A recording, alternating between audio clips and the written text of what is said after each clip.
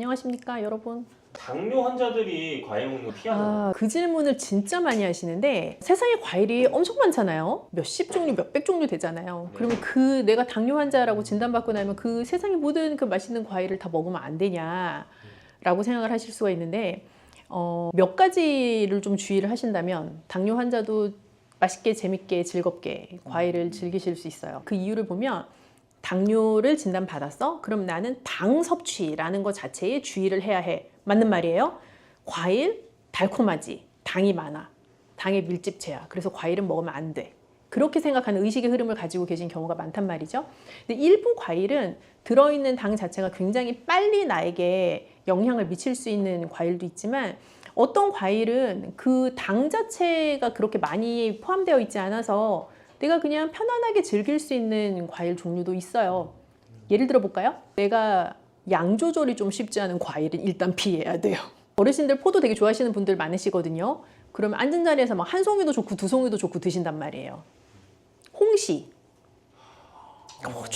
뭐한 10개 드신단 말이지. 수박 좋아하시는 분들 막 반통도 드시고 한단 말이죠. 그렇게 먹는 양이 제어가 안 되는 과일, 내가 어떤 과일에 그런 반응이 있는지를 생각해 보시면 돼요.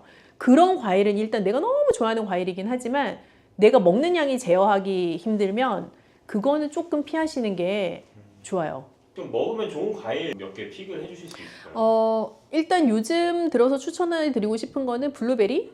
블루베리. 그 생 블루베리 국산은 정말 비싸요. 냉동 블루베리 한번 추천드려 봅니다. 왜냐하면 그 냉동 과일도 보통 과일이 가지고 있는 영양 성분은 거의 다 가지고 있고요. 또 유통을 하는 과정에서 뭐 걔가 다른 생과일이랑 다른 거 아니야? 라고 생각하실 수 있지만 뭐 프레시한 거냐 냉동이냐의 차이만 있을 뿐 괜찮아요. 가격도 좋고요. 그래서 냉동 블루베리를 추천드려 보는데 생 블루베리보다 좋아서 추천드리는 건 아닙니다. 이거는 가성비 차원에서 말씀드리는 거고 생 블루베리든 냉동 블루베리든 블루베리 자체는 포도만큼 굉장히 많이 드시지는 못해요. 포도가 훨씬 단맛이 강하거든요. 블루베리보다. 그래서 알알이 블루베리가 좀 더 작기도 하고 그래서 블루베리는 약간 적당량 드시기에 좋은 과일일 뿐 아니라 그 자체가 가지고 있는 아주 짙은 보라색이 가지고 있는 항산화 성분이 또 많이 있어서 또 추천할 만한 과일이기도 하고요. 그러면 항산화 성분이 많이 네. 들어있으면 인체 어디에 좋나요? 모든 만성 질환은 일단 산화 스트레스를 제거하는 것이 중요하기 때문에 그 항산화 성분이 많은 거는 만성 질환의 예방과 관리에 있어서 매우 중요하죠. 그래서 짙은 색깔을 가지고 있는 과일 채소는 좋다라고 말씀을 드리는 것도 그 항산화 성분이 극대화되어 있는 재료이기 때문에 그렇죠. 이제 그런 면에서 블루베리 추천이고 그것도 과일이냐라고 하실 수 있지만 뭐 아보카도 한번 살짝 추천드려 봅니다. 아보카도는 일단 당이 거의 없습니다. 그래서 그 뭐 과일이다 아니다 뭐 이렇게 따진다기보다는 아보카도 무슨 맛으로 먹는가라는 의구심을 가지실 수 있는데 잘 익은 아보카도는 그 고유의 아보카도가 가지고 있는 그 풍미가 사실 엄청나거든요. 그래서 잘 으깨서 스프레드처럼 쓰셔도 좋고 뭐 마요네즈 대신 아보카도 스프레드를 쓰셔도 좋고요. 그래서 열량을 조금 덜 섭취하면서도 당도 섭취하지 않고 나에게 좋은 영양소는 섭취할 수 있는 그런 또 좋은 과일이기도 하죠. 아보카도는 불포화 지방산이 많아요. 네. 그래서 아보카도 자체가 어떤 분들은 약간 땅 위에서 나는 버터다 뭐 이런 말씀도 쓰시는데 그거는 아보카도의 크리미한 질감 때문에 하시는 말씀이기도 하지만 뭐 지방산을 가지고 있는 과일이라는 점에서 또 그렇게 생각할 수도 있죠. 그럼 블루베리, 아보카도 이 두 가지 나머지 한 가지는 또 뭐가 있을까요? 그리고 뭐 껍질째 먹을 수 있는 과일 사실 추천인데 뭐 그렇게 생각하면 복숭아는 별로 추천드리고 싶지 않습니다. 복숭아를 사랑하시는 분들은 그 양 제어가 잘 되지 않는 대표적인 과일 중에 하나라고 저는 생각을 해요. 그럼 자두는 어떤가요? 자두요. 자두도 뭐 저도 한 20개씩 먹을 수 있기 때문에 별로 좋지 않습니다. 키위 추천드려 볼게요. 키위요? 네, 키위는 이렇게 말씀드리면 설득이 되실까? 그 우리가 고기를 엄청 연하게 할 때 보통 파인애플이나 키위를 이렇게 잘 강판에 갈아가지고 재워둔단 말이죠. 그 갈비할 때. 그지 갈비할 때 이제 그거를 우리가 고급 용어로 연육 고기를 연하게 하는 효과를 이제 노리기 위해서 그런 과일을 쓰는 건데 그러면 그 과일들은 왜 고기를 연하게 하는가? 그 고기를 연하게 하는 효소를 가지고 있기 때문인 거예요. 그래서 고깃집에 가서 이제 잘 식사하고 나면 뭐 약간 뭐 파인애플이 됐든 뭐 키위가 됐든 약간 새콤한 과일을 내주시는 경우가 있는데 그건 내가 고기 먹은 게 잘 소화가 되라고. 키위 자체는 비타민C가 진짜 많기도 하고 섬유소도 많아요. 그래서 당뇨 환자도 좀 편하게 즐기실 수 있고요. 키위 진짜 좋아한다고 하시는 분들도 막 앉은 자리에서 대여섯 개 드시지 않아요. 그래서 그렇게 그냥 양 조절이 좀 쉽게 되는 과일이면 좋을 것 같아요. 네, 골드 키위가 그 그린 키위보다는 조금 더 달고 실제로 당 함량도 더 높기는 하고요. 좀 양을 제어하기도 조금 힘들 것 같기도 하죠. 웬만하면 그린 키위로. 저는 그렇게 추천드리고 싶어요. 약간 이 확실한 맛이 있는 것이 좋은데요. 요즘 과일들은 고유의 맛이 좀 사라지고 다 같이 그냥 평준화된 단맛이 나는 경우가 많은 것 같아요. 스테비아, 토마토 이런 네, 거. 그런 거는 뭐 인공적으로 그렇게 만들었으니까 더 그런데 예전만큼 배도 시원한 맛이 없어지고 뭐 사과도 옛날만큼 막 이렇게 상큼한 맛이 없어지고 귤도 달기만 하고 새콤한 맛은 없어지고 뭐 그런 경우들이 많거든요. 그래서 어떻게 보면 골드 키위는 그린 키위보다는 그런 의미에서는 현대인의 입맛에 더 맞는 키위라는 생각이 들어요. 근데 과일 자체가 본연에 가지고 있는 맛이 확실한 게 저는 더 좋다라고 생각을 하기 때문에 또 그런 의미에서도 저는 좀 그린 키위파이기도 하네요. 참외요.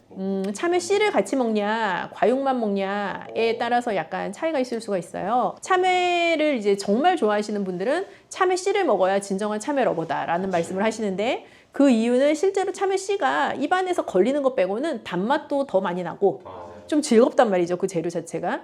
근데 참외를 왜 먹냐라고 하시는 분들은 특히 그 씨는 왜 먹냐라고 말씀을 하신단 말이에요.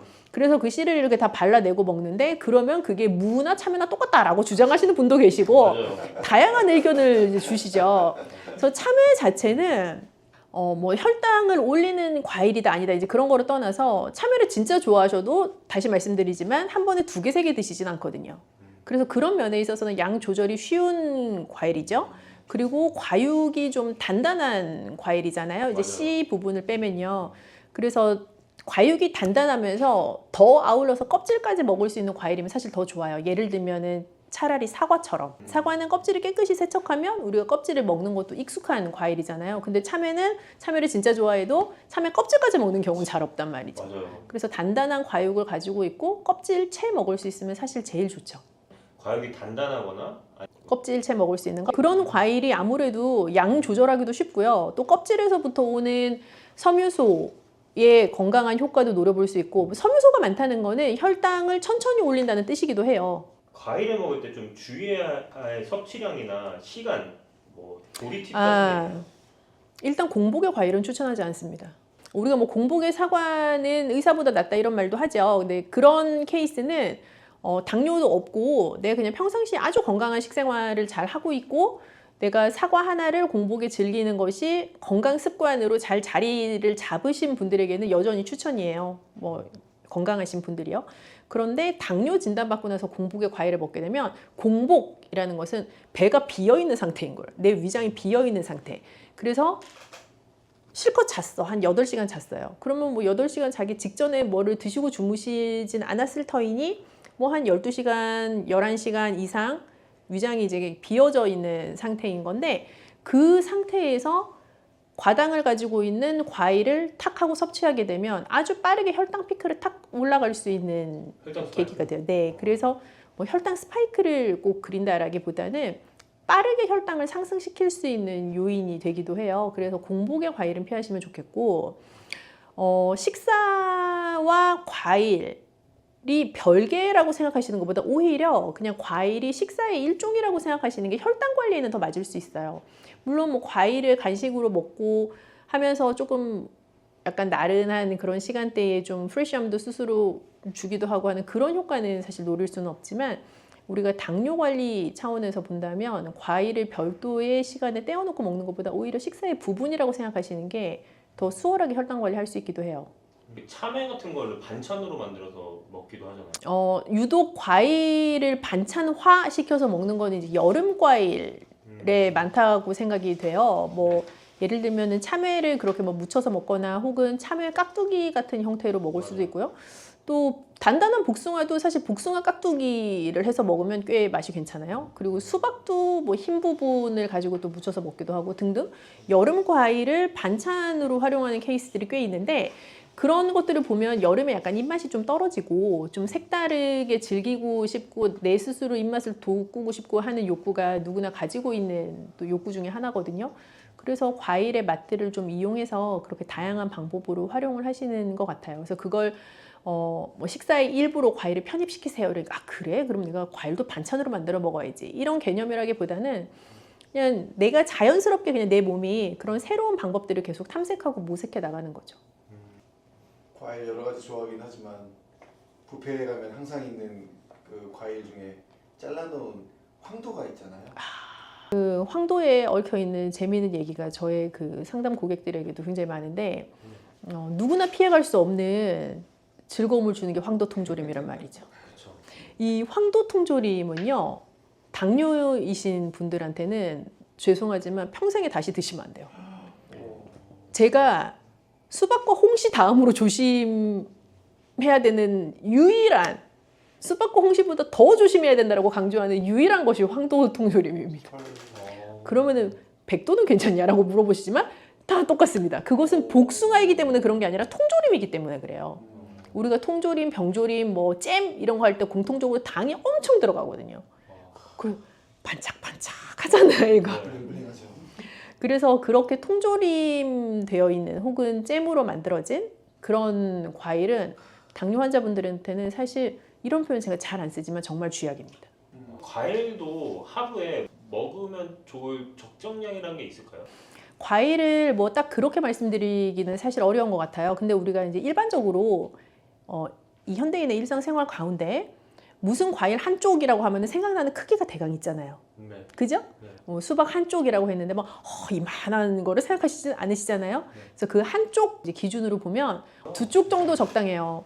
사실 더 드셔도 당장 무슨 일이 일어나는 건 아니에요. 근데 사람이란 이게 입이 한번 터지기 시작하면 끝이 없기 때문에 맞아요. 그래서 제가 계속 지금 이 과일 편에서 강조드리는 게 나 스스로 양을 제어하기 힘든 과일은 좀 피하시라라고 말씀드리는 게 그 감당이 안 되거든요. 그래서 어떤 것이든 한 번에 드실 때는 2쪽 정도가 적당하다. 뭐 하루에 한 2번 정도까지는 괜찮겠다라는 일반화된 것으로 생각해 보자면 그 정도로 표준화해 볼 수 있을 것 같아요.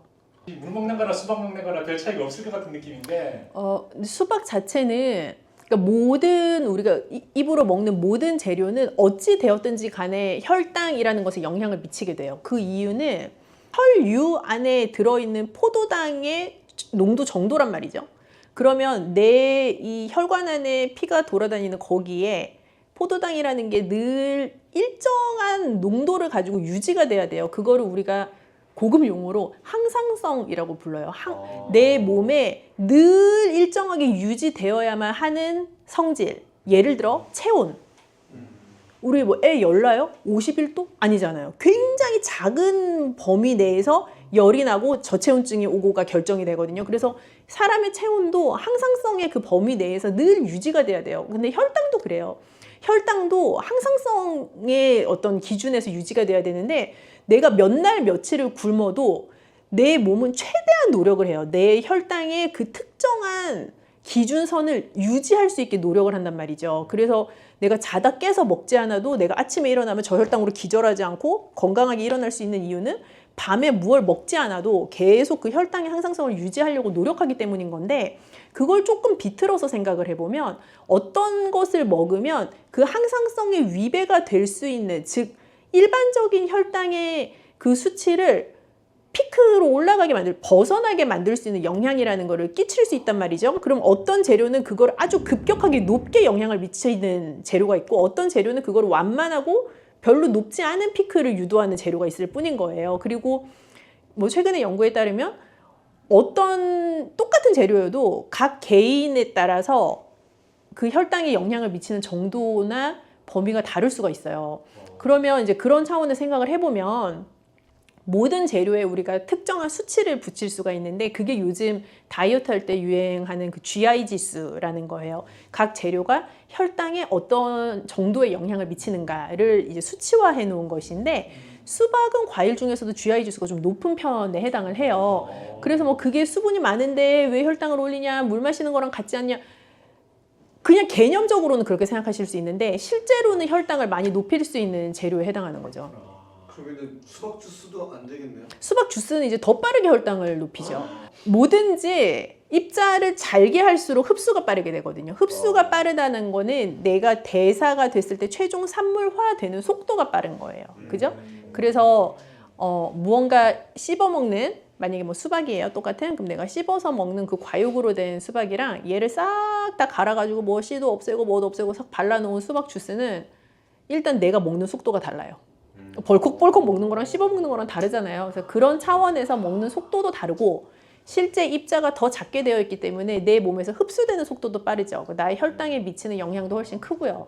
그래서 밥을 먹었을 때와 죽을 먹었을 때도 혈당에 미치는 영향이 달라요. 그래서 이제 적당한 양을 바람직한 속도로, 그것이 중요한 거죠. 무엇을 못 먹는 거는 없습니다. 이제 제가 말씀드린 것처럼 황도 통조림만 빼면은 다 일단 드실 수는 있고요.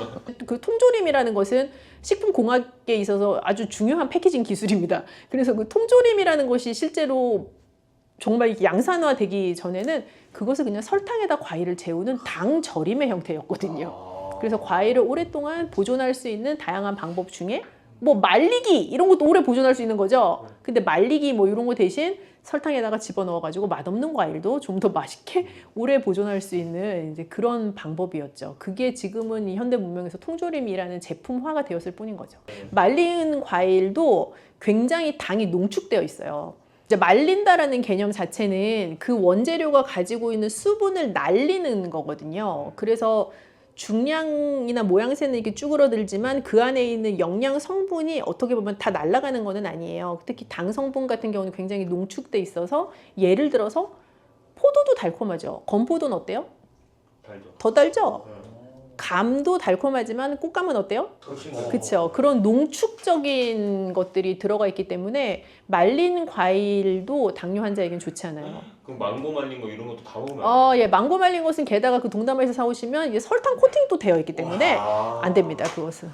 이제 과일 선택하실 때 아까 한번 말씀드렸던 걸 다시 이제 종합을 해보면 껍질째 먹을 수 있는 게 더 좋다.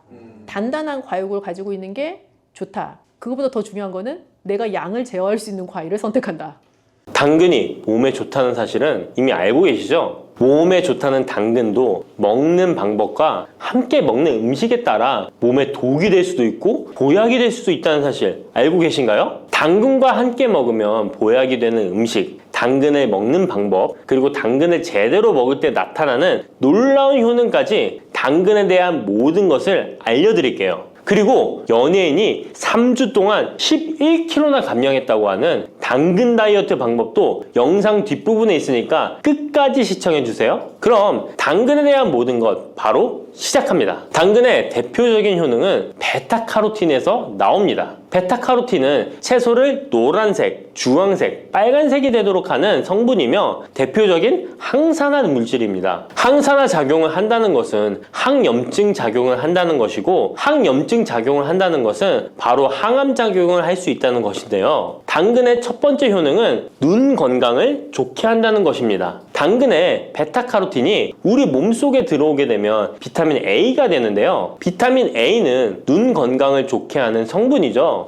당근을 먹으면 눈이 좋아진다는 말을 많이 들어보셨나요? 눈 건강을 위해 루테인을 드시는 분들이 점점 많아지고 있습니다. 그렇다면 눈에 좋다는 루테인, 영양제를 먹는 것과 당근을 먹는 것은 어떤 차이가 있을까요? 영양제와 당근에는 모두 비타민 A, 루테인, 지아잔틴 등이 들어있어서 시력을 유지하고 눈의 노화를 방지해주며 황반 변성 등의 질환도 예방해줍니다. 당근에는 여기에 비타민 C, 비타민 K, 그리고 필수 미네랄이 더 있어서 항산화 효과 및 뼈 건강에도 도움을 받을 수가 있게 되고요. 우리가 혈액순환이 잘 안 될 때는 루테인 영양제를 드신다고 해도 효과에 한계가 있을 수 있어서 평소에 당근을 좀 더 드셔보시는 걸 추천해드립니다. 두 번째 당근의 효능은 노화 방지입니다. 이것도 베타카로틴의 효능과 관련이 있습니다. 노화가 된다는 것은 몸이 산화가 되고 염증이 많아진다는 것인데요. 염증이 몸 안에 곳곳에서 문제를 일으키게 되는 것이죠. 이런 염증을 없애주는 것이 바로 노화를 방지하는 건데요.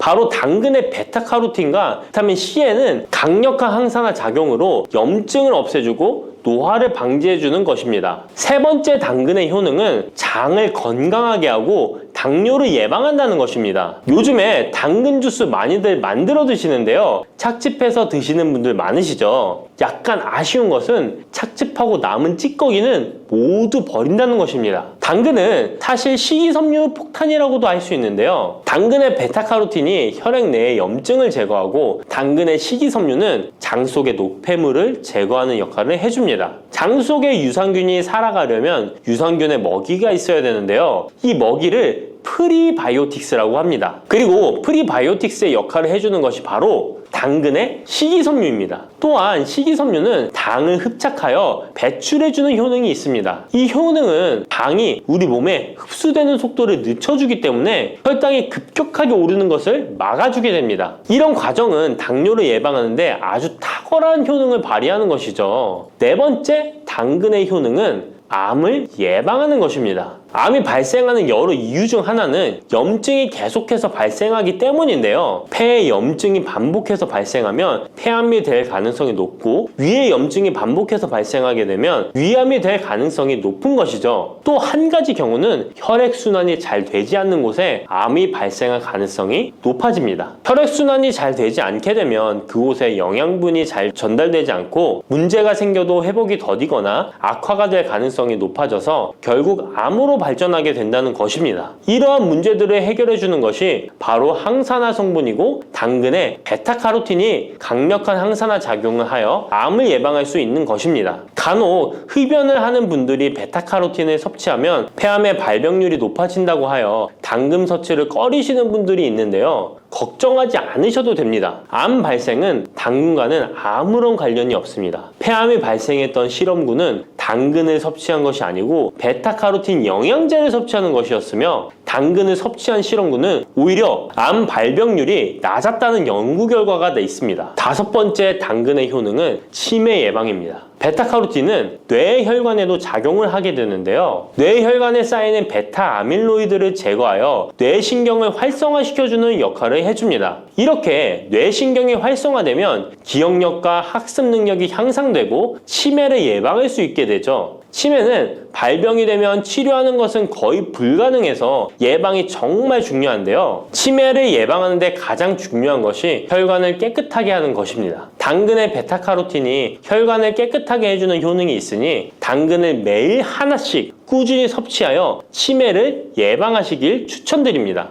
여섯 번째 당근의 효능은 바로 다이어트에 효과적이라는 것입니다. 여성 연예인이 당근 다이어트로 3주 동안 11kg을 감량한 사실도 있는데요. 이런 효과를 누릴 수 있는 이유가 당근에 함유된 식이섬유 때문입니다. 풍부한 식이섬유는 포만감을 주고 섭취한 당 성분과 지방 성분을 배출시켜주는 역할을 하기 때문에 다이어트에 탁월한 효능이 있는 것이죠. 그렇다면 연예인이 활용했던 당근 다이어트 레시피 지금부터 알려드릴게요. 먼저 당근을 잘 씻어서 잘게 채를 썰어줍니다. 당근 1개에 소금 1스푼을 넣어서 10분 정도 저어주시고 절인 물은 꼭 짜서 버려줍니다. 그리고 올리브오일과 식초에 버무려 밀폐용기에 담아 냉장고에서 2-3시간 숙성하신 후에 드시면 됩니다. 먹을 때는 사과를 채 썰어서 함께 드시면 더욱 맛있게 드실 수 있습니다. 이렇게 좋은 당근도 먹는 방법에 따라 효과를 10배 이상 늘릴 수도 있고 함께 먹으면 더욱 좋은 음식들이 있는데요. 우선 당근을 드실 때 다이어트가 목적이라면 생으로 드시는 것이 가장 효과가 좋습니다. 다만 식이섬유는 소화가 잘 되지 않기 때문에 장이 안 좋은 분들은 익혀서 드시는 것이 좋습니다. 그리고 당근을 드실 때는 껍질까지 함께 드시는 것을 추천드리는데요. 당근의 영양 성분은 껍질에 가장 많이 함유되어 있기 때문입니다. 그리고 당근의 베타카로틴은 지용성 성분입니다. 지용성이라는 것은 기름에 잘 녹는다는 것인데요. 따라서 베타카로틴을 잘 흡수하기 위해서는 기름과 함께 섭취하는 것이 좋습니다. 오메가3가 풍부한 올리브유나 들기름, 아마씨유 같은 기름을 사용하면 좋고요. 이렇게 기름을 사용해서 살짝 익혀 드시게 되면 생으로 드셨을 때 10%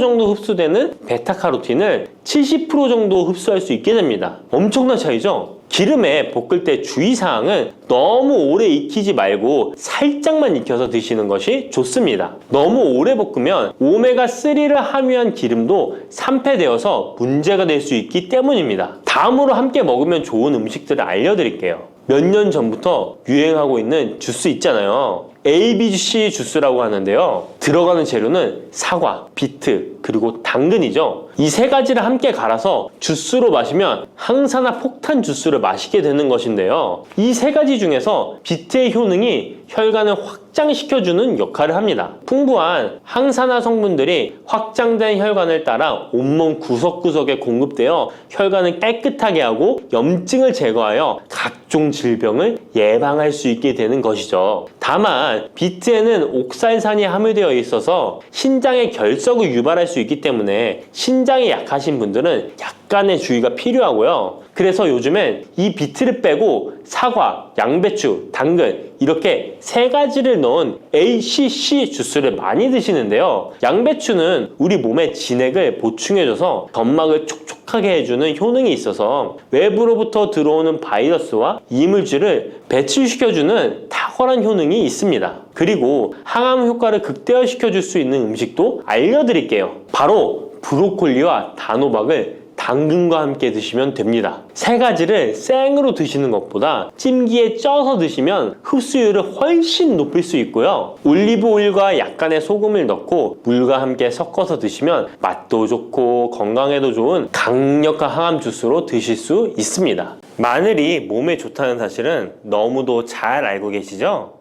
그런데 이것과 함께 먹으면 암과 치매에 걸린다니 깜짝 놀라셨나요? 아무리 몸에 좋은 마늘이지만 함께 먹으면 오히려 몸에 독이 되는 음식들도 있습니다. 그리고 마늘은 생마늘, 구운 마늘, 찐 마늘, 절인 마늘, 흑마늘 등 먹는 방법이 다양하잖아요. 이렇게 먹는 방법에 따라서도 우리 몸에 주는 효능이 다르답니다. 여기서 잠깐! 마늘 껍질은 대부분 먹지 않고 버리시잖아요. 마늘 껍질 오늘부터 절대 버리지 마시기 바랍니다. 마늘 껍질을 왜 먹어야 하는지 그리고 어떻게 먹어야 하는지 알려드릴게요. 자, 그럼 마늘과 절대 함께 드시면 안 되는 음식과 마늘과 함께 드시면 좋은 음식, 그리고 마늘과 마늘 껍질의 효능까지 마늘에 대한 모든 것을 알려드릴게요. 마늘은 정말 우리나라 사람들이 좋아하는 식재료인데요. 한국농촌경제연구원이 발표한 자료에 의하면 우리나라 1인당 1년 동안 마늘 소비량이 7kg인데요. 놀라지 마세요. 세계 평균이 0.8kg이랍니다. 우리나라 사람들이 마늘을 정말 많이 먹고 있죠. 마늘을 많이 먹는다는 것, 그만큼 건강한 식단을 먹고 있을 가능성이 높은 건 사실이지만 먹는 방법에 따라 오히려 독이 될 수도 있습니다. 여기서 마늘과 절대 함께 먹으면 안 되는 음식 첫 번째는 바로 빵입니다. 마늘빵 아시죠? 마늘이 발라져 있어 달콤 쌉싸름한 마늘 맛도 나고 향긋한 향도 좋아 즐겨 먹게 되는데요. 마늘이 있어서 몸에도 좋은 빵이라고 착각하고 즐겨 드실 수 있는데요.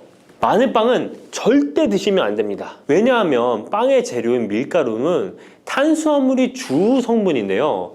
밀가루의 고탄수화물은 소화 과정에서 당으로 분해되고 혈당 지수를 급격히 올리게 되며 이때 인슐린의 분비가 과도하게 됩니다. 이런 현상이 반복되게 되면 체내의 인슐린 저항성이 높아지고 췌장을 망가뜨려 당뇨를 유발할 수 있는 것입니다. 그리고 이 당은 몸에 흡수되면서 지방으로 변하고 쉽게 살이 찌게 되어 비만을 야기할 수 있습니다. 밀가루 빵을 만들면 글루텐이라는 단백질이 생성되는데 이 글루텐은 소화불량, 복통, 변비 등 증상을 유발할 수 있습니다. 이뿐만 아니라 글루텐이 몸에 들어오면 장에서 에소루핀이라는 성분이 만들어지게 되는데 이 에소루핀은 중독성이 강해 밀가루 중독을 일으켜 빵 같은 밀가루를 과다 섭취하게 만든다는 것입니다. 마늘이 아무리 좋은 성분으로 항암작용, 항염증 작용을 한다고 해도 마늘빵으로 드신다면 아무 소용이 없는 것입니다. 그러면 마늘은 어떻게 먹어야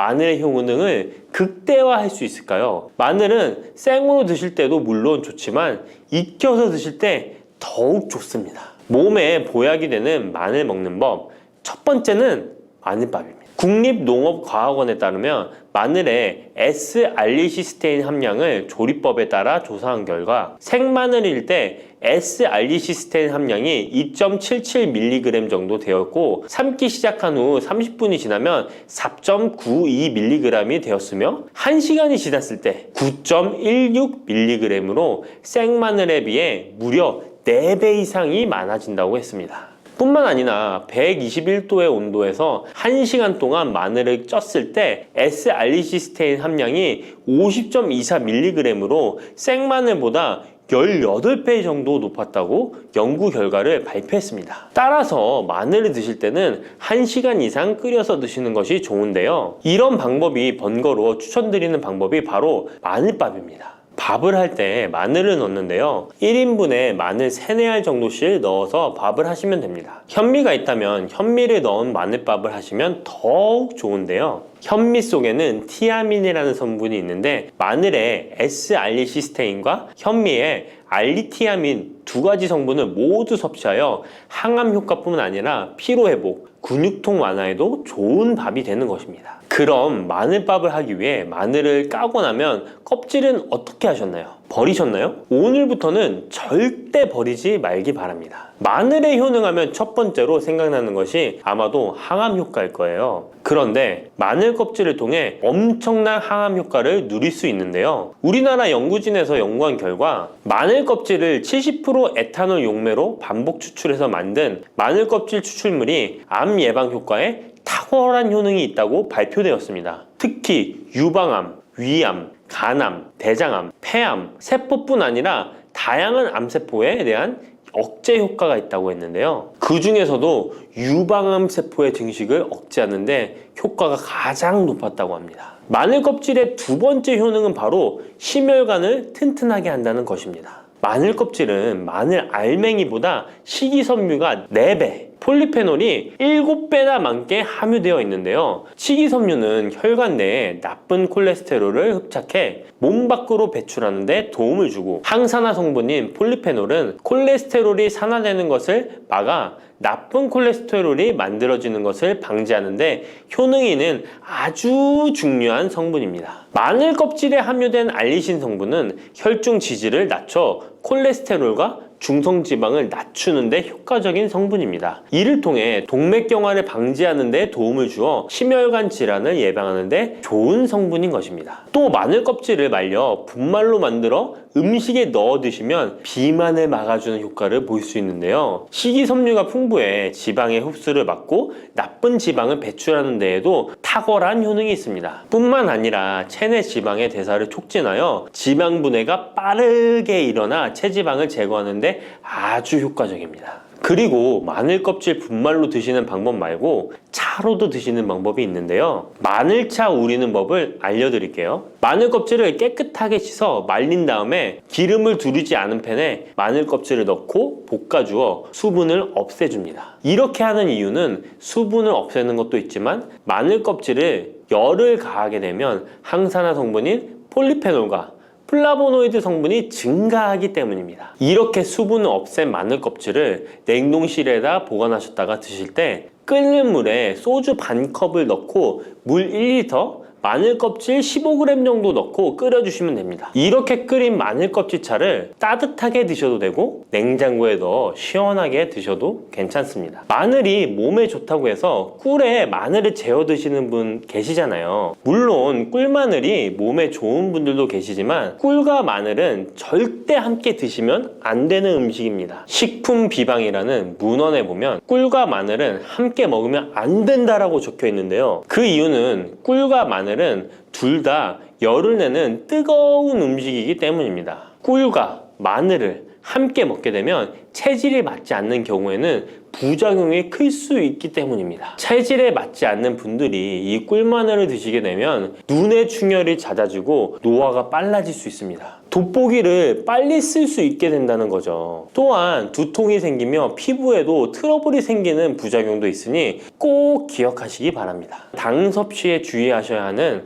당뇨, 고지혈증을 갖고 계신 분들이나 암 환자분들은 절대로 꿀마늘을 드시면 안 됩니다. 그렇다면 마늘을 또 어떻게 드시는 것이 좋을까요? 바로 다양한 쌈채소와 함께 드시는 것을 추천드립니다. 마늘의 매운맛을 내는 알리신 성분이 혈관을 건강하게 하여 암을 예방하고 쌈채소를 통해 다양한 비타민과 무기질을 섭취하며 풍부한 항산화 물질도 섭취해 활성산소를 제거하고 혈관을 깨끗하게 해 노화를 방지하고 활력이 넘치는 건강한 몸이 될 수 있는 것이죠. 그런데 마늘을 반찬으로 만들어 드실 때 절대 드시면 안 되는 것이 있습니다. 그것은 바로 마늘장아찌입니다. 아니, 마늘장아찌가 왜? 라고 의문이 생기는 분들이 계시죠? 모든 마늘장아찌가 안 된다는 것이 아니라 설탕이 많이 들어간 마늘장아찌는 만들어 드시면 안 됩니다. 시중에 판매되는 마늘장아찌에는 설탕이 많이 들어가 있을 가능성이 높으니 절대 드시지 않기를 바랍니다. 몸에 좋은 마늘도 설탕과 함께 먹으면 오히려 독이 되는데요. 설탕이 많이 함유된 마늘장아찌를 드시게 되면 혈당이 급격하게 오르고 인슐린 저항성이 높아지며 혈액 속에 중성지방이 많아져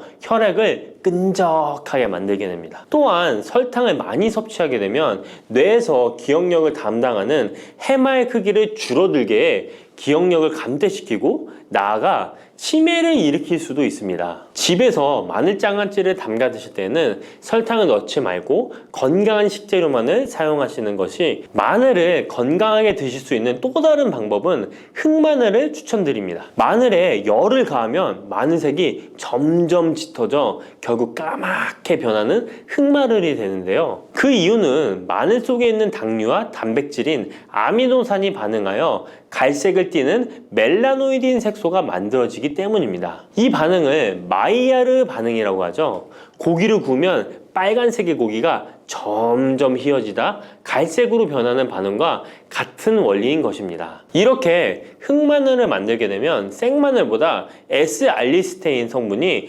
5배가 많아질 뿐만 아니라 새로운 항산화 물질들이 많이 만들어지게 됩니다. 항암 효과가 뛰어난 폴리페놀이 생마늘에 비해 4배 이상 많아지고 유액 분비를 촉진해 소화를 잘 되게 하는 효능도 있으니 잊지 마시고 흑마늘을 만들어 주시기 바랍니다. 마늘은 또 요리할 때 많이 사용하는 재료인데요. 마늘을 얇게 썰어 기름에 튀긴 마늘튀김을 절대 드시면 안 됩니다. 기름에 마늘을 튀기면 마늘 향도 좋고 마늘의 매운맛은 없어지고 단맛은 좋아져 남녀노소 좋아하는 식재료가 되는데요. 뜨거운 기름에 튀긴 마늘은 우리 몸에 좋은 항산화, 항암 물질들을 파괴하고 몸에 안 좋은 탄수화물만 남은 음식이 됩니다. 마늘을 튀길 때 사용하는 기름은 오메가6 지방산이 많은 식용유를 사용하게 되는데요. 이런 기름을 많이 먹게 되면 몸 안에 지방산 불균형이 일어나 염증 수치가 높아질 수 있습니다. 튀긴 마늘을 섭취하게 되면 당 독소 또한 높아져 결국 우리 몸에 인슐린 저항성이 높아지는 악영향을 주는 것이죠. 만약 기름에 튀긴 마늘을 드시고 싶다면 한 가지 방법이 있는데요. 그것은 올리브유를 사용하시고 불을 오래 가열하지 말고 살짝만 가열하여 마늘도 튀기듯이 오래 하지 말고 살짝만 익혀서 드시면 향도 좋고 몸에도 좋은 마늘을 드실 수 있습니다. 올리브유를 이용한 마늘을 드시는 방법 하나 더 알려드리겠습니다. 그것은 올리브유에 마늘을 재워 먹는 방법인데요. 먼저 마늘을 끓는 물에 넣어 5분 정도 데쳐주시고요. 소독된 병에 마늘을 담고 올리브유를 가득 담아줍니다. 이때 통후추를 조금 넣어주면 풍미를 더욱 높일 수 있습니다. 올리브유와 마늘이 만나 항산화 성분, 항암 물질이 극대화되어 혈관을 튼튼히 하고 혈전의 생성을 막고 혈류를 원활하게 하여 치매를 예방하고 심장마비와 뇌졸중까지 예방할 수 있는 보약이 되는 것입니다. 이렇게 만든 마늘 올리브유 절임은 반찬으로 드셔도 좋고 생선 요리를 할 때 이 마늘을 으깨어 생선에 발라주면 생선 비린내를 잡아줄 뿐만 아니라 마늘과 올리브유의 풍미가 더해져서 더욱 맛있는 요리가 될 수 있습니다. 이렇게 좋은 마늘도 드실 때 주의하셔야 할 분들이 계신데요. 마늘의 효능 중에 혈전을 제거하고 혈류를 원활하게 하는 효능이 있었잖아요. 이런 효능이 혈액을 묽게 만들기 때문인데요. 와파린, 아스피린 같은 혈전 용해제를 복용하시는 분들이 마늘을 많이 드시게 되면 상처가 났을 때 피가 잘 멈추지 않을 수 있으니 주의하시기 바랍니다. 평소 위염이나 위궤양이 있어서 위가 안 좋으신 분들은 마늘에 알리신 성분이 위 점막을 자극하여 증상이 악화될 수 있으니 주의하시기 바랍니다. 그리고 과민성 대장 증후군이 있는 분들도 마늘을 많이 드시게 되면 복통이 일어날 수 있으니 마늘은 조금만 드시길 바랍니다. 달콤하면서도 신맛이 나고 약간은 쓴맛과 짠맛까지 느껴지는 아주 신비로운 열매 무엇인지 아시나요? 아시는 분들은 많으시죠? 바로 오미자입니다. 오미자는 5가지 맛이 난다고 해서 붙여진 이름이죠. 이 오미자가 우리 건강에 얼마나 큰 도움을 주는지 아시는 분 있으신가요? 여름에 오미자차를 많이 즐기지만 사실 그 효능은 생소한데요. 이 오미자가 우리 몸에 큰 도움을 준다는데 이 열매가 어떤 효능이 있고 또 어떤 음식과 잘 어울리는지 하나하나 알아보도록 할게요. 오미자는 우리나라뿐만 아니라 중국과 일본에서도 오랫동안 약재로 사용되어 온 열매인데요. 이름에서 알 수 있듯이 신맛, 단맛, 쓴맛, 짠맛, 매운맛 이렇게 5가지 맛이 난다고 해서 오미자라고 불린답니다. 주로 산속 깊은 곳에서 자라는 동굴식물의 열매로 늦여름에서 초가을 사이에 수확을 하죠. 오미자의 많은 효능 중에 가장 유명한 건 기관지에 좋다는 건데요. 오미자가 어떻게 우리의 기관지를 보호하는지 바로 알려드릴게요. 요즘 미세먼지나 환절기, 건조한 날씨 때문에 기관지가 불편한 분들 많으시죠? 기침이 자주 나고 목이 따갑거나 가래가 끓는 느낌이 드신다면 기관지가 약해져 있을 가능성이 큰데요. 이럴 때 오미자가 효과가 좋다는 거 알고 있으신가요? 오미자에는 휘잔드린과 고미신이라는 성분이 풍부하게 들어있는데요. 휘잔드린은 주로 기침 억제와 거담 작용을 통해 기관지 건강에 도움을 줄 수 있는 성분입니다. 거담 작용이란 기관지 내의 가래를 제거하는 것을 말하는 것이고 또한 기침 반사를 억제하여 과도한 기침을 완화시키는 데 도움을 주는데요. 특히 만성 기침이나 기관지염과 관련된 기침 증상을 완화시키는데 탁월한 효과를 보입니다. 또 이 성분들은 기관지 점막을 보호하고 염증을 줄여주는 역할도 해주는데요. 쉽게 말해서 기관지 점막을 튼튼하게 만들어서 외부 자극으로부터 보호해주는 것이죠. 오미자는 기관지 확장 효과도 가지고 있는데요. 기관지가 좁아지면 숨쉬기가 답답하고 가래가 쉽게 끼게 되는데 오미자가 기관지를 확장해주면서 원활한 호흡을 도와주는 것입니다. 그래서 천식이나 만성 기관지염이 있는 분들에게는 최고의 식품인 것이죠. 특히 가래가 끈적하고 잘 나오지 않을 때 오미자차를 따뜻하게 마셔주면 한결 편해지는 것을 느낄 수 있습니다. 이렇게 기관지 건강을 지켜주는 오미자 정말 대단하죠? 오미자의 놀라운 효능 2번째는 당뇨 예방입니다. 현대인들에게 점점 더 흔해지고 있는 질환 중 하나가 바로 당뇨인데요. 당뇨병은 한 번 걸리면 평생 관리해야 하는 질환이기 때문에 예방이 무엇보다 중요한 거 다 아시죠? 그런데 오미자가 당뇨 예방에 아주 좋은 역할을 한다는 사실 알고 계셨나요? 오미자는 혈당을 조절하는데 도움을 주는 식품인데요. 이는 아까 알려드렸던 오미자에 포함된 시잔드린이라는 성분과 항산화 성분 덕분입니다. 이 성분은 인슐린 저항성을 낮춰주고 혈당을 안정적으로 유지하는 데 도움을 주는데요. 쉽게 말해 혈당이 갑자기 확 오르는 것을 막아준다는 것이죠. 또한 오미자는 췌장의 기능을 강화하는 데도 효과적인데요. 오미자에는 항산화 물질인 폴리페놀이 풍부하게 함유되어 있다는 거 아셨나요? 항산화 물질은 췌장을 포함한 신체 조직을 산화 스트레스로부터 보호하고 췌장의 건강을 유지하는 도움을 주는데요. 췌장은 우리 몸에서 인슐린을 생성하는 중요한 기관인데 오미자가 췌장의 기능을 활성화시켜서 인슐린 분비를 촉진하는데 도움을 주기 때문에 혈당 조절이 어려운 분들에게는 오미자가 특히 도움이 될 수 있겠죠. 뿐만 아니라 오미자에는 체내에서 혈당이 과도하게 상승하는 것을 방지하는 역할도 하는데요. 식사 후 혈당이 급격하게 오르는 것을 막아주고 당이 천천히 흡수되도록 도와줍니다. 그래서 평소 혈당이 높거나 당뇨가 걱정되시는 분들은 오미자를 꾸준히 섭취해 보시면 많은 도움이 될 수 있습니다. 오미자의 놀라운 건강 효과 세 번째는 콩팥 건강에 도움을 주는 겁니다. 오미자가 신장 건강에 좋다니 참 놀랐죠? 콩팥, 즉 신장은 우리 몸에 노폐물을 걸러내고 체내 수분을 조절하는 중요한 역할을 하는데요. 그런데 나이가 들면서 신장 기능이 약해지는 경우가 많고 특히 당뇨나 고혈압을 앓고 계신 분들은 신장 건강을 더욱 신경 써야 하는 거 다 아시죠? 이때 도움을 줄 수 있는 것이 바로 오미자인데요. 오미자는 신장의 기능을 보호하고 강화하는데 도움을 주는 약재로 오래전부터 사용되어 왔습니다. 한방에서도 신장 기능이 약해져서 몸이 자주 붓거나 소변을 자주 보게 되는 증상에 오미자를 처방하곤 하는데요. 오미자는 신장의 혈액순환을 원활하게 하고 신장이 제 기능을 할 수 있도록 도와줍니다. 오미자에는 고미신이라는 성분이 들어있는데요. 오미자의 고미신 A, B, N 성분은 항염 효과가 뛰어나 신장의 염증 반응을 줄이는 데 도움이 됩니다.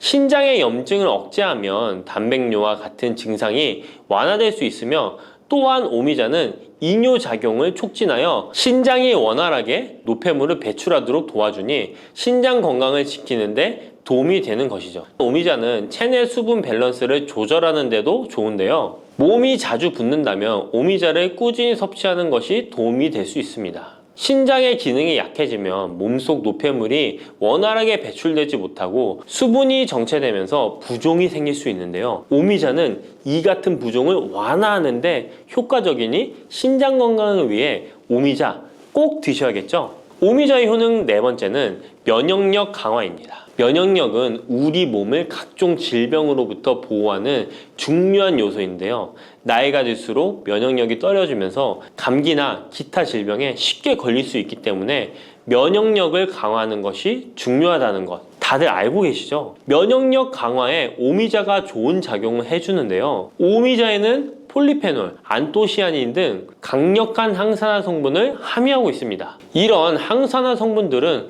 우리 몸의 면역력을 높이는 데 도움을 주는 것이죠. 특히 폴리페놀과 폴라보노이드 성분이 풍부해서 우리 몸의 세포를 손상으로부터 보호하고 염증 반응을 감소시키고 면역 체계를 강화할 수 있는데요. 오미자의 항염증 작용은 면역력을 유지하는 데 도움을 주고 활성산소를 제거하는 역할도 하기 때문에 면역력뿐만 아니라 노화 방지에도 효과적이죠. 또한 오미자는 우리 몸의 백혈구 수치를 증가시키는데 도움을 줄 수 있다는 것 아셨나요? 백혈구는 외부에서 침입하는 바이러스나 박테리아를 공격하는 역할을 하는 중요한 세포인데 오미자를 섭취하면 백혈구의 활동이 활발해지면서 감염 예방에 도움을 받을 수 있습니다. 오미자의 놀라운 건강 효과 다섯 번째는 피로 회복입니다. 우리 몸이 피곤할 때 단순히 잠을 많이 잔다고 해서 피로가 쉽게 풀리지 않을 때가 있지 않으신가요? 특히 중년과 노년층이 되면 피로가 쉽게 쌓이고 회복이 더뎌지는 경우가 많은데요. 자도 피로가 풀리지 않고 개운하지 않을 때가 있죠. 이럴 때 도움이 되는 것이 바로 오미자입니다. 오미자는 피로 회복에 도움을 주는데요. 오미자가 철분을 함유하고 있다는 것 아셨나요? 철분은 적혈구의 헤모글로빈 생성에 중요한 역할을 하는데요. 철분이 충분하면 혈액 내의 산소 운반 능력이 향상되어 혈액순환이 원활해질 수 있습니다. 혈액순환이 원활해지면 우리 몸 구석구석에 산소와 영양분이 잘 전달이 되기 때문에 피로가 덜 쌓이게 되고 특히 오미자는 간 기능을 보호하는 효과도 있어 피로로 인해 몸이 무거운 분들에게 더욱 유익한 식품이죠. 또 오미자에는 고미신이라는 성분이 들어있는데요. 이 성분들은 아까 알려드렸던 콩팥 건강에 유익한 작용을 할 뿐만 아니라 간 기능 활성화를 시키고 피로 물질을 빠르게 분해하는 역할을 한다고 알려져 있습니다. 간은 우리 몸의 해독 작용을 담당하는 중요한 기관인데 오미자가 간의 기능을 도와주면서 피로 회복에도 큰 도움을 주는 것입니다. 또 오미자는 스트레스를 줄여주는 효과도 있는데요. 스트레스가 많으면 피로가 쉽게 쌓이게 되는데 오미자가 신경을 안정시키는 작용을 해서 긴장을 풀어주고 피로를 완화하는 작용을 해주는 것이죠. 그러니 스트레스와 피로가 누적되어 힘든 날에는 오미자차 한 잔을 마시는 것도 좋은 방법이겠죠. 이렇게 여러 가지 건강에 이점이 있는 오미자를 드실 때 생으로 드시는 분들은 잘 없으실 텐데요. 어떤 방법으로 섭취해야 몸에 200% 이득이 되는지 오미자 섭취 방법 바로 알려드릴게요. 오미자를 가장 쉽게 섭취하는 방법은 찬물에 우려 마시는 건데요. 오미자를 뜨거운 물에 넣고 끓이면 끓일수록 꿀이나 스테비아를 넣어서 맛을 조절하면 됩니다. 따뜻한 오미자차도 좋지만 냉침으로 천천히 우려내면 색도 더욱 예쁘고 맛도 깔끔한데요. 여름철에는 시원하게 즐길 수 있어서 더욱 좋은 오미자 냉침차 만드는 방법 알려드릴게요. 준비 재료는 간단한데요. 말린 오미자 30g, 물 500ml, 꿀 또는 레몬입니다. 만드는 방법은 말린 오미자는 한번 가볍게 헹궈 불순물을 제거해 준 뒤에 깨끗한 물 500ml에 오미자를 넣고 냉장고에 12시간 이상 우려주는 건데요. 참 쉽죠? 시간이 지나면 붉은 빛을 띠면서 오미자 특유의 새콤달콤한 맛이 우러나오는데요. 원하는 농도에 따라 더 오래 우려내도 좋습니다. 여기에 단맛이 필요하면 꿀을 넣고 상큼한 맛을 더하고 싶다면 레몬을 띄워보세요. 맛이 한층 더 업그레이드 된답니다. 이렇게 만든 오미자 냉침차는 여름철에 얼음을 넣어 마시면 더운 날씨에 지친 몸을 개운하게 해주니까 여름철 한번 만들어 보세요. 오미자는 강한 신맛이 있어서 단맛이 나는 음식과 잘 어울리는데요. 요구르트와 함께 먹으면 더욱 맛있고 건강하게 즐길 수 있습니다. 상콤하고 달콤하면서도 건강에 좋은 오미자 요구르트 만드는 방법 알려드릴게요. 준비 재료는 간단한데요. 말린 오미자 10g, 물 150ml, 플레인 요구르트 1컵, 꿀 또는 올리고당 하나에서 2큰술입니다. 만드는 방법은 먼저 말린 오미자를 물 150ml에 넣고 냉장고에 12시간 이상 충분히 우려주세요. 이때 뜨거운 물이 아니라 찬물에 우려야 영양성분이 더 잘 추출됩니다. 이렇게 냉침으로 우려낸 오미자는 체에 걸러 즙만 따로 준비해주세요. 플레인 요구르트 1컵에 오미자 냉침 액기스를 넣고 잘 섞어줍니다. 신맛이 강하다면 꿀이나 올리고당을 하나에서 2큰술 넣어 맛을 조절해주세요. 이렇게 하면 새콤달콤한 오미자 요구르트가 완성됩니다. 아침에 가볍게 먹거나 간식으로 챙겨 드시면 장 건강에도 도움이 되고 피로 회복에도 좋으니 꼭 해 드셔보세요. 세 번째로 소개해 드릴 것은 오미자청인데요. 오미자청은 오랫동안 보관할 수 있어서 언제든지 쉽게 차로 만들어 마실 수 있습니다. 또한 청을 이용해서 다양한 음식에도 활용이 가능한데요. 오미자청 만드는 방법도 알려드릴게요. 준비 재료는